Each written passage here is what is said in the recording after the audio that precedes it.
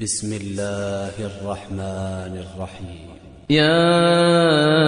أيها المدثر قم فأنذر وربك فكبر وثيابك فطهر والرجز فاهجر ولا تمنن تستكثر ولربك فاصبر فإذا نقر في الناقور فذلك يومئذ يوم عسير على الكافرين غير يسير ذرني ومن خلقت وحيدا وجعلت له مالا ممدودا وبنين شهودا ومهدت له تمهيدا ثم يطمع أن أزيد كلا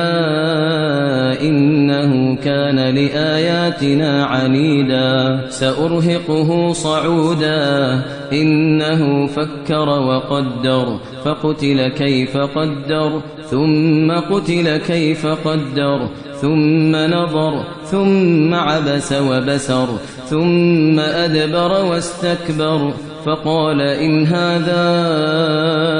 إلا سحر يؤثر إن هذا إلا قول البشر سأصليه سقر وما أدراك ما سقر لا تبقي ولا تذر لا تبقي ولا تذر لواحة للبشر عليها 19 وما جعلنا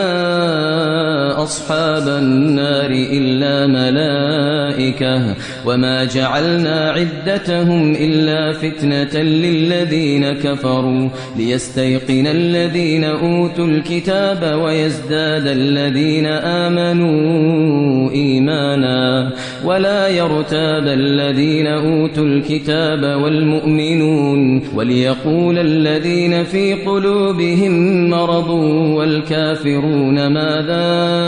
أراد الله بهذا مثلا كذلك يضل الله من يشاء ويهدي من يشاء وما يعلم جنود ربك إلا هو وما يعلم جنود ربك إلا هو وما هي إلا ذكرى للبشر كلا والقمر والليل إذ أدبر والصبح إذا أسفر إنها لإحدى الكبر نذيرا للبشر لمن شاء منكم أن يتقدم أو يتأخر كل نفس بما كسبت رهينة إلا أصحاب اليمين في جنات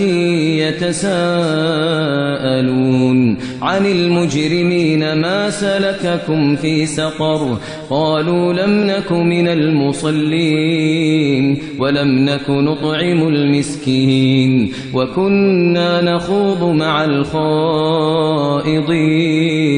وكنا نكذب بيوم الدين حتى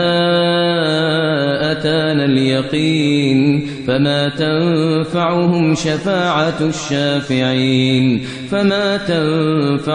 شفاعة الشافعين فما لهم عن التذكرة معرضين كأنهم حمر مستنفرة فروت من قسورة بل يريد كل امرئ منهم أن يؤتى صحفا منشرة كلا بل لا يخافون الآخرة كلا إنه تذكرة فمن شاء ذكره وما يذكرون إلا